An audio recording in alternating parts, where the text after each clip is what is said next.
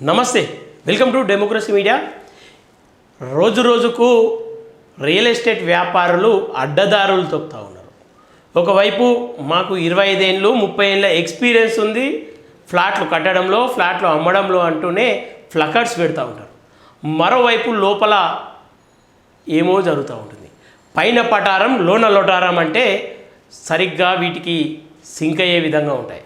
ఒకసారి మాట్లాడే ప్రయత్నం చేద్దాం. హయత్ నగర్లో విజేత గ్రూప్స్ వాళ్ళు ఇల్లు నిర్మాణం చేస్తూ ఉన్నారు. వాళ్ళ గతం మనకేం తెలియదు. వాస్తవానికి ఈరోజు కేవలం వాళ్ళకి అనేక నిర్మాణాలు ఉన్నాయని చెప్తూ ఉన్నారు. ఎన్ని చోట్ల ఉన్నాయో మనకు సంబంధం లేదు. ఒకసారి ఈ వీడియో చూసేవాళ్ళు పూర్తిగా చూడండి. ఇట్లాంటి అక్రమార్కుల రంగు బయట పెట్టాలి మనం ఖచ్చితంగా. ఒకసారి మాట్లాడే ప్రయత్నం చేద్దాం, చూద్దాం క్లియర్గా. ఫుల్లీ పైసా వసూల్. వాస్తవానికి పైసా వసూలు చేయడంలో వాళ్ళు బిజీగా ఉంటారు కావచ్చు నాకు తెలిసి. పైసా వసూలు అని చెప్పేసి బోర్డులోనే పెట్టుకుర్రు. 2.5 and 3 BHK అని చెప్పేసి ప్రీమియర్ గెటెడ్ కమ్యూనిటీ అని చెప్పేసి ఫోటో పెట్టుకుర్రు. నేను ఈ నెంబర్కి ఫోన్ చేసే ప్రయత్నం చేసిన, ఆడికి స్వయంగా వెళ్ళి మాట్లాడే ప్రయత్నం చేసిన. గతంలో మాకు కావాల్సిన ఒక వ్యక్తి అక్కడికి వెళ్ళి అక్కడ అపార్ట్మెంట్ ఉందామనుకుంటే వాళ్ళు ఏమని చెప్తా ఉన్నారు క్లియర్గా, మాకు SBI అప్రూవల్ ఉంది, ICICI HDFC లాంటి అనేక బ్యాంకుల్లో మాకు అప్రూవల్ ఉంది, ఇక్కడే లోన్ అవుతుందని చెప్పి చెప్తా ఉన్నారు. అయితే ఒకసారి డాక్యుమెంట్ ఇవ్వండి, బయట మేము క్రాస్ చెక్ చేసుకుంటాం, మాకు సంబంధిత బ్యాంకులో ఒకసారి మాట్లాడతాం. మాకు ఒక మిత్రుడు ఉన్నాడు, ఒక మేనేజర్ ఉన్నాడు ఒక బ్యాంకులో, గ్రామీణ వికాస్ బ్యాంకులో, ఒకసారి అక్కడ చూపించుకుంటాం. ఒకసారి వాస్తవానికి అది అక్కడ అయితే అక్కడనే వేయించుకుంటాం. మా కోసం కొంత ఏదైతే లోన్ అమౌంట్ పైన ఇంట్రెస్ట్ ఉంటుందో అది తగ్గించే అవకాశం ఉంటుంది వాళ్ళ చేతిలో.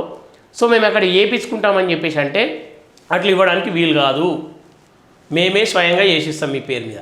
ఎందుకోసం? నీకు అపార్ట్మెంట్ కొనేటప్పుడు ఏ బ్యాంక్ అయితే లోన్ వస్తే సరిపోతుంది కదా, అట్లా ఇవ్వడానికి వీలు లేదని చెప్పి చెప్తా ఉన్నారు. ఎందుకు వీలు లేదు? ఎందుకు? బయట బ్యాంకులోకి పోతే మీకు సంబంధించిన బ్యాంకులు కాకుండా బయట బ్యాంకులోకి పోతే మీ చిట్టా బయట పడుతుందనా, మీ అక్రమాలు బయట పడతాయనా? నిజంగా ఎట్లాంటి తప్పిదాలు లేకపోతే ఎందుకు ఇవ్వడానికి భయపడతా ఉన్నారు? సరే ఇదంతా పక్కన పెడదాం. ఇక బ్యాంకులలో మీకు ఇష్టం వచ్చిన బ్యాంకులలోనే ఇస్తారు. వాస్తవానికి ఒకసారి కొన్ని చూపించే ప్రయత్నం చేస్తా. ఇది నేను నిన్న పోయినటువంటి హయత్ నగర్లో ఉన్నటువంటి వెంచర్ సంబంధించిన ల్యాండ్. ఒకసారి జూమ్ చేయనా. ఇది ఎవరి పేరు మీద ఉంది? బాలయ్య గజ్జి అని చెప్పేసి ఉంది. హయత్ నగర్ బాలయ్య గజ్జి. సర్వే నెంబరు ఒకసారి క్లియర్గా చూసుకుందాం. 204 సర్వే నెంబర్. 204 ఆ సర్వే నెంబర్లో 1 ఎకరా 2 గుంటలు ఉంది గజ్జి బాలయ్య. అదే వెంచరు 203 and 204లో మీకు వెంచర్ ఉందని చెప్పారు కదా, అదే క్లియర్గా ఈ వెంచర్. ఒకసారి చూద్దాం. 1 ఎకరా 11 గుంటలు ఇక్కడ. ఇది కూడా ఓల పేరు బాలయ్య గజ్జి. క్లియర్గా ఇప్పుడు ఆన్లైన్లో అదే పేరు చూపిస్తూ ఉంది. ఇంకా దీన్ని క్లియర్గా చూసే ప్రయత్నం చేస్తే అమంగల్లో ఉన్నటువంటి స్థలం మీద అంతా కూడా ఇది దీని ల్యాండ్ నేచర్ ఏందని చెప్పేసి అని ఉంటుంది. ఇది మెట్ట భూమి, అగ్రికల్చర్ ల్యాండ్. ఇక్కడ క్లియర్గా చూసుకోవాలి. There is a court stay ఉంది, injunction or court order on survey number and sub division number అని చెప్పేసి ఉంది. అంటే కోర్టులో ఉంది. కోర్టులో ఉన్నప్పుడు అక్కడ ఎట్లాంటి పనులు కానీ దానిపైన ఎట్లాంటి అమ్మకాలు కావచ్చు, కొనుగోళ్ళు కావచ్చు, నిర్మాణాలు కావచ్చు జరగద్దు కోర్టు ఆర్డర్ వచ్చేంతవరకు. ఇది వాస్తవమే కదా, కోర్టు ఆర్డర్ను ధిక్కరించినట్టే కదా. ఇలా అక్కడ నిర్మాణాలు నిర్మోహమాటంగా నిర్మాణాలు జరుగుతూ ఉన్నాయి. లోపల నిర్మాణాలు జరుగుతూ ఉన్నాయి. బయట ఎవరైనా వేస్తే లోపలికి ఓనికి లేదు, కానీ బయట నుండే ఒక ఫ్లకార్డ్ ఇస్తారు. ఆ పంప్లెట్లో చూసుకోవాలి, ఆ ఇల్లు ఇంత బాగుంటుంది, ఇందులో ఇన్ని బాత్రూమ్లు ఉంటాయి, ఇంత అది ఉంటుంది అని చెప్పి క్లియర్గా అక్కడ అమ్మకాలు జరగాలి. ఒకసారి ఇంకా దానికి సంబంధించిన ఒకసారి డాక్యుమెంట్ చూసే ప్రయత్నం చేద్దాం. ఇదంట వాళ్ళకు అనుమతులు వచ్చినాయి. మమ్మల్ని ఎవరు ఏం చేయలేరు, మాకు రేరే అనుమతి ఉంది, మాకు అన్ని రకాల అనుమతులు ఉన్నాయని చెప్తా ఉన్నారు. మరి ఎట్లా వచ్చినాయి అనుమతులు? ఇక్కడ ల్యాండ్ నేచరు క్లియర్గా అగ్రికల్చర్ ల్యాండ్ అని ఉంది, నాలా కన్వర్షన్ కాలేదు, అనుమతులు ఎట్లా వచ్చినాయి, అక్కడ నిర్మాణాలు ఎట్లా జరుగుతూ ఉన్నాయి? అసలు ఒక పేదోడు నిజంగా అట్లాంటి పరిస్థితులు చేస్తూ ఉంటే, అట్లాంటి పనులు చేస్తూ ఉంటే ఇక్కడ చూడవచ్చు. విజేత ఇన్ఫ్రా ప్రాజెక్టు రిజిస్ట్రేషన్ నెంబర్ అని చెప్పేసి క్లియర్గా ఉన్నది. సరే మీ కంపెనీ జెన్యునే కావచ్చు, జెన్యున్ కాదని నేను అనను, కానీ డాక్యుమెంట్ బయట ఇవ్వడానికి ఎందుకు మీకు నిర్మోహమాటం? అక్కడ కోర్టులో స్టే ఉందని చెప్పినటువంటి ఏదైతే ల్యాండ్ ఉందో ఆ ల్యాండ్లో నిర్మాణాలు అయితే చేస్తారు. ఇలా ప్రభుత్వానికి నాలా కన్వర్షన్ చేస్తే ప్రభుత్వానికి కొంత ఆదాయం వస్తుంది, నిర్మాణాలు చేపడతారు మీరు. ఆ నిర్మాణాల్లో మీ తీసుకోవాల్సిన జాగ్రత్తలు ఏంది, నాలా కన్వర్షన్ చేయాలి, ప్రభుత్వానికి అనుమతులు ఉండాలి. సరే అనుమతులు వచ్చినాయి, మరి నాలా కన్వర్షన్ ఎందుకు కాలేదు, అది ఇంకా కోర్టులో స్టే ఎందుకుంది, దానిపైన మీరు సమాధానం చెప్పండి దయచేసి. సరే మీ వ్యక్తిగతాన్ని నేను దూషించను, మీరు ఏంది అని చెప్పేసి నేను చెప్పను. కానీ నేను అక్కడికి వెళ్ళినప్పుడు నేను గమనించిన వాస్తవాలు, నేను అనుకున్న విషయాలను మాట్లాడే ప్రయత్నం చేస్తా. ఇక్కడ డెవలపర్స్ విండర్స్ అని ఉంది, అగ్రిమెంట్ ఇక్కడ సర్వే నెంబర్ 203 and 204 ఇంతకుముందు నేను చూపించిన క్లియర్గా.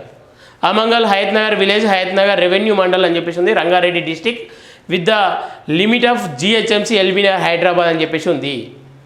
అక్కడ క్లియర్గా ఎవరి పేరు మీద, సోమిరెడ్డి రాధికారెడ్డి అని చెప్పేసి ఉంది. ఎవరి పేరు మీద అనుమతి ఉండాలి, ఆ వ్యక్తి పేరు ఇంతకుముందు చెప్పిన కదా, బుచ్చయ్య, ఆయన బాలయ్య బుచ్చయ్య, వాళ్ళ పేర్ల మీద ఎందుకు లేదు? ఈమె ల్యాండ్ అయినప్పుడు అది వాళ్ళ పేరు ఎందుకు చూపిస్తుంది ఆన్లైన్లో? వాళ్ళు ఎందుకు ఇప్పుడు కోర్టులో వాళ్ళు ఎందుకు వెళ్ళారు అంటే ఈమె ఎవరు మధ్యలో? రాధికారెడ్డి. ఒకవేళ ఈమె ల్యాండ్ ఏదైనా కావచ్చు, అది మీ మధ్యకాలంలో కొన్ని భూములు పొజిషన్లు చేంజ్ అయినాయి అని చెప్పేసి అనుకున్నాను. కానీ కోర్టు స్టే ఉంది, ఆ స్టే ఉండగా మీరు అమ్మకాలు ఎట్లా చేస్తారు? అక్కడ అమ్మకాలు ఎట్లా చేపడతారు? మీరు అడిగిన వాళ్ళకు మాకు ఇవ్వనీకి లేదు, మాకు అనుమతి లేదు అది అని చెప్పి ఎందుకు పేద ప్రజలు అక్కడ వాస్తవానికి దీనిపైన స్టోరీ చేయడానికి కూడా గల కారణం ఏంటంటే, మధ్యతరగతి వాళ్ళు అపార్ట్మెంట్లో ఎవరు ఉంటారండి? ఏదో మాకు హైదరాబాద్లో ఇల్లు ఉండాలి, రేపు మా పిల్లల భవిష్యత్తు ఉంటుంది, అక్కడ పోయి చదువులు చదువుకుంటారు, అక్కడ ఉద్యోగాలు చేస్తూ ఉన్నారు, హైదరాబాద్లో ఒక ఇల్లు ఉంటే నా కొడుకు మంచి సంబంధం వస్తుందో, లేదంటే అడిగి పోయినప్పుడు కిరాయి ఉండే అవకాశం ఉండదో, అవసరం ఉండదు. ఇట్లాంటి అనేక ఆశలు, అనేక కళలతో ఒక గూడు ఉండాలి మాకు హైదరాబాద్లో అని చెప్పేసి అక్కడ ఒక ఇల్లు కొనుక్కుంటారు. వాళ్ళు ఎట్లాంటి పరిస్థితుల్లో కొనుక్కుంటారు? ఇంటికాడ స్థలం అమ్మో, లేదంటే వాళ్ళు గవర్నమెంట్ టీచర్లు, లేదంటే గవర్నమెంట్ ఉద్యోగులు, ప్రైవేట్ ఉద్యోగస్తులు, వాళ్ళ నెల శాలరీని, వాళ్ళ నెల చెమటని బ్యాంకు ద్వారా వాళ్ళ చెమట ఈఎంఐల రూపంలో కట్టుకుంటా వాళ్ళు ఇల్లు కొంటారు. తీరా రేపటి రోజు నిజంగా కోట్ల అవతల వ్యక్తికే పాజిటివ్గా స్టే వస్తే వాళ్ళ పరిస్థితి ఏంది? మీరు మా దగ్గర ఉండలేరు, మాకు సంబంధం లేదని చెప్పేసి కోర్టు ఆర్డర్ ఎవరికైతే పాజిటివ్గా వస్తుందో వాళ్ళు అంటారు. ఈ సోమిరెడ్డి రాధికారెడ్డి అనే వ్యక్తి వీళ్ళతో వెండర్ అంటే పార్ట్నర్లో మాట్లాడుకొని వీళ్ళకి కొన్ని ఫ్లాట్లు అడిగిరంట.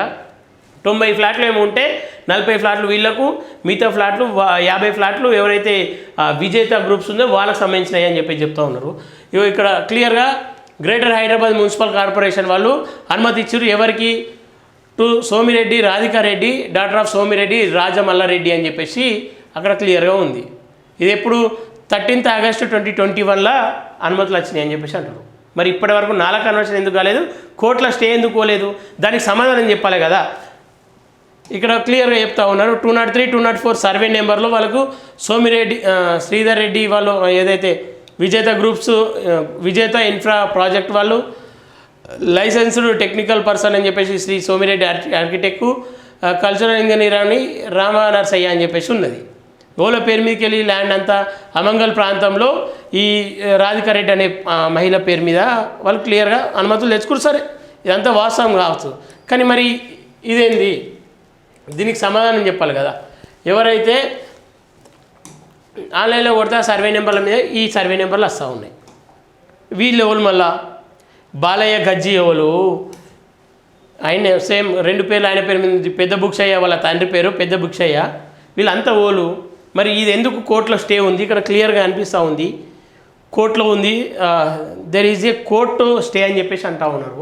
కోర్టు స్టేలో ఉండగా అమ్మకాలు ఎట్లా జరుపుతూ ఉన్నారు? మీరు నిర్మాణాలు ఎట్లా చేపడతా ఉన్నారు? అంటే ఎవరిని అంటే పేద ప్రజలు ఇక్కడ మధ్యతరగతి, దిగువ మధ్యతరగతి వాళ్ళు ఇక్కడ ల్యాండ్లు కొంటూ ఉంటే వాళ్ళని ఇబ్బంది పెట్టే ప్రయత్నంగా మీరు ఇవన్నీ చేస్తూ ఉంటే నిజంగా రేపు కొన్న వ్యక్తి కోర్టులో స్టే వేరే విధంగా వస్తే ఆ వ్యక్తి పరిస్థితి ఏంది? మాకు సంబంధం లేదంటారా? లేదంటే ఉన్న చోట మీరు కొనుక్కోరు అని చెప్పి చెప్తారా? ఒకసారి ఆ ప్రాంతపు ఎంఆర్ఓకి ఫోన్ చేసే ప్రయత్నం చేద్దాం, మాట్లాడే ప్రయత్నం చేద్దాం. నిన్నటుండగా ఫోన్ చేస్తే ఫోన్ ఆన్సర్ చేయట్లేదు. ఒకసారి మాట్లాడదాం. ఇక బిజీ వస్తూ ఉంది. వీళ్ళు బిజీ వస్తే నిజంగా మేము నిన్నటి నుండి ఫోన్ చేస్తే మా కాల్ బ్యాక్ ఉండదు, కాల్ ఆన్సర్ ఉండదు, కడి చేస్తారు. నిజంగా ఒక పేదోడు ఫోన్ చేస్తే ఎంఆర్ఓలకు వాళ్ళ ఫోన్లు ఎట్లా రెస్పాండ్ అవుతారు? వాళ్ళ పరిస్థితి ఏంది అసలు? ఇది జరుగుతూ ఉంది. ఎంఆర్ఓ ఫోన్ చేస్తే ఎంఆర్ఓ కూడా మాట్లాడే ప్రయత్నం చేస్తా.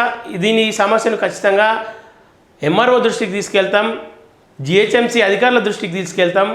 ఎవరైతే నాలా కన్వర్షన్ చేయకుండా కన్స్ట్రక్షన్స్కు రేర్ అనుమతులు ఎట్లా ఇచ్చినాయో దీన్ని ప్రశ్నించే ప్రయత్నం చేస్తాం. ఖచ్చితంగా దీన్ని ఇక్కడితో విడిచిపెట్టే ప్రసక్తి లేదు. ఖచ్చితంగా దీనిపైన మరింత సమాచారం సేకరించి దీనిపైన మరో పోరాటం చేసే ప్రయత్నం చేస్తూ ఉంటాం. ఎందుకంటే పేదోడు మధ్యతరగతోడు అప్పో సొప్పో చేసి ఇల్లు కొంటా ఉన్నారు, వాళ్ళని ఇట్లాంటి వాళ్ళు మోసం చేస్తూ ఉన్నారని చెప్పేసి అనిపిస్తూ ఉంది. ఒకవేళ నిజంగా ఇందులో తప్పిదాలు ఉంటే మీ దగ్గర ఆధారాలు ఉంటే ఖచ్చితంగా మాకు కాంటాక్ట్ కావచ్చు. విజేత వల్ల నేను తప్పు పట్టట్లేదు, కానీ డాక్యుమెంట్ బయటకు ఇవ్వడానికి ఎందుకు మీరు సంకోచిస్తూ ఉన్నారు? దీన్ని నిజంగా నిన్న ఆ ప్రాంతానికి వెళ్ళినా మాట్లాడితే డాక్యుమెంట్ ఇవ్వడానికి ఉండదు, మీరు ఇక్కడనే 2-3 గంటలు కావాలంటే డాక్యుమెంట్ చూడొచ్చు చదవచ్చు అని చెప్తా ఉన్నారు. ఆ గడప దాటితే ఏం నష్టం ఏమొస్తుంది మీకు? మరి ఆ డాక్యుమెంట్లో మీ కొంపలు మునుగుతాయా? వేరే బ్యాంకులో మీరు చెప్పిన బ్యాంకులో తప్ప వేరే బ్యాంకులో లోన్ తీసుకుంటే మీకు జరిగే నష్టం ఏంది అసలు? సరే, ఇందులో ఏదైనా తప్పిదాలు ఉంటే మీరు కేసు పెట్టుకోరు కాక భయపడేది లేదు, కానీ మీ చిట్టా బయట విప్పే ప్రయత్నం ఖచ్చితంగా చేస్తాం. తప్పిదాలు ఉంటే ఖచ్చితంగా ప్రజా కోర్టులో పెడతాం, ప్రజలు నిర్ణయం తీసుకుంటారు.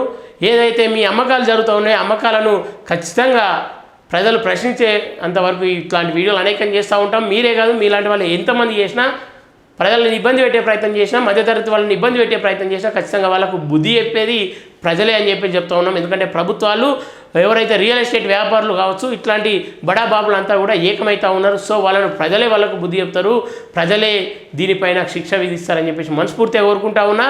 ఇదెవరైతే నిన్న ఫోన్ చేసి ఈ సైట్ గురించి చెప్పే ప్రయత్నం చేసిరు నాకు, మీకు కూడా చెప్తా ఉన్నా, మీరు కూడా అందులో ఉద్యోగస్తులు, అందులో వాస్తవాలు అవాస్తవాలు మీరు తెలుసుకోండి దయచేసి. ఎందుకంటే మీలాంటి వాళ్ళు ఎవరో ఆ ఫ్లాట్లు కొనేది, వాళ్ళని మోసం చేసే భాగంలో మీరు ఒక పాత్ర కాకండి, అందులో మీ పాత్ర ఉండకుండా మీరు చూసుకోవాలని చెప్పేసి కోరుకుంటా ఉన్నా. ఖచ్చితంగా మీకు కూడా ఈ లింక్ షేర్ చేస్తాను, నిన్ను అడిగిరు కదా మా దాంట్లో తప్పిదాలు ఏమున్నాయని చెప్పేసి ఈ తప్పిదాలు మీ దృష్టికి తీసుకెళ్లే ప్రయత్నం చేస్తూ ఉన్నా. మీకే ఈ లింక్ ఫస్ట్ షేర్ చేస్తా, నా స్టేటస్ కంటే ముందు మీకు పంపిస్తా. దయచేసి నిజాలు తెలుసుకోండి, దాన్ని అమ్మకాలు చేపట్టాలని చెప్పేసి మనస్ఫూర్తిగా కోరుకుంటున్నా. కోర్టులో స్టే తర్వాత దీన్ని మీరు అమ్ముకోండి, ఏమైనా వేసుకోండి, కానీ కోర్టు స్టే ఉంది కాబట్టి కోర్టు ధిక్కరణకు మీరు ప్రయత్నం చేయకండి అని చెప్పేసి కోరుకుంటా ఉన్నా. చూస్తూనే ఉండండి democracy media. Thank you everyone.